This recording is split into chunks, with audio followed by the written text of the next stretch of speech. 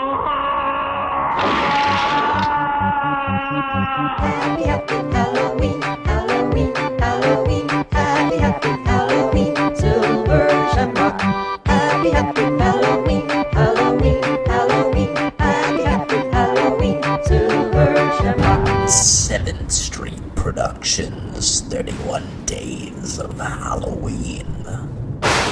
Greetings, Earthlings, and welcome to 7th Street, and welcome back to 7th Street Productions, 31 Days of Halloween, where we are counting down my top 31 favorite horror films, and today I've got a little bit of a treat for you. But the thing is, I've mentioned this quite a few times on my channel, so some of this might be a little bit redundant.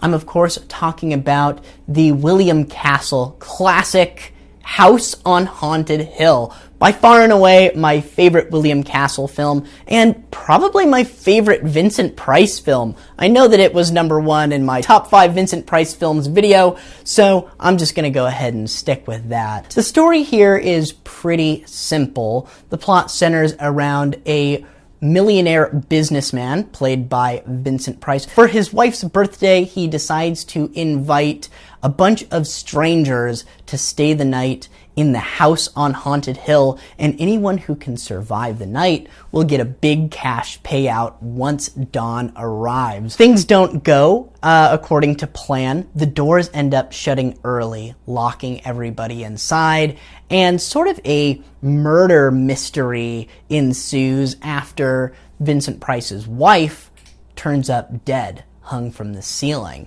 There are a bunch of ghosts and ghouls wandering the hallways, and it really just sort of becomes a little bit, kind of feels like a little bit of a spoof on the old Dark House format from like the 30s and into the 40s, which is, you know, a style of horror film that Universal Studios was making a lot back in the day, sort of just like mystery films. Think like Scooby-Doo.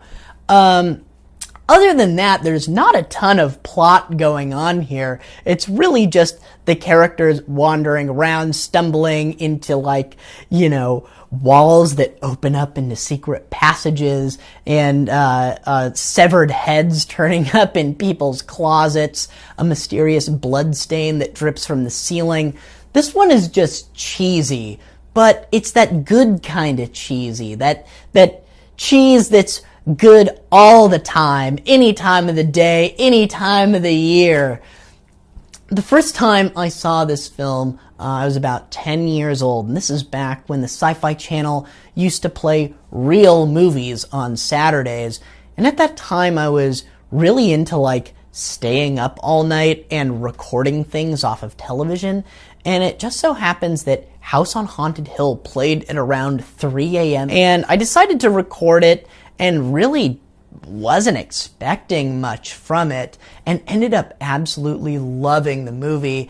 And even the scene with the creepy old witch woman who like turns up out of the darkness and scares the lead female, it actually kind of creeped me out a little bit. Of course, just like every other William Castle film, this movie came with a theater gimmick, which was anytime there's a skeleton in the movie, a skeleton would fly across the audience. And I guess that after a little while, theaters started to pull the skeleton gag from the movie, because a lot of teenagers would see the movie, know that the skeleton was coming, and then they would start throwing shit at the skeleton and trying to like tear it down and take it home.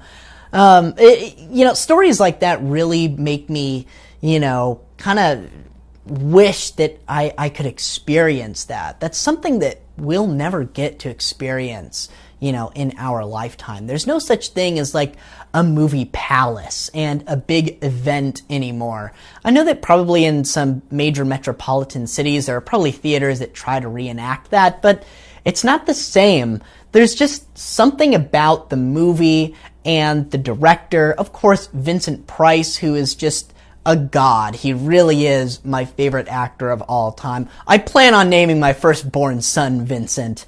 There's just something about this movie that's just perfect. It's like the perfect, like, rainy day movie. So this one is highly recommended for me. I don't think that everybody will appreciate it the same way that I do, but I would definitely recommend checking it out and giving it a chance. It's in the public domain, so you can see this movie for free anywhere. On YouTube, you know, there's probably 1 million uploads of this film, even the colorized version. I am lucky enough to own it on a few different DVDs, but I just so happen to own the DVD edition that's colorized and has a commentary with Mike J. Nelson from Mystery Science Theater 3000. So, you know, this movie never gets old to me. There's always like a new way that I can watch it. So the next time that there's a rainy day and you don't have anything to do, just go on YouTube, look up House on Haunted Hill, and give it a chance.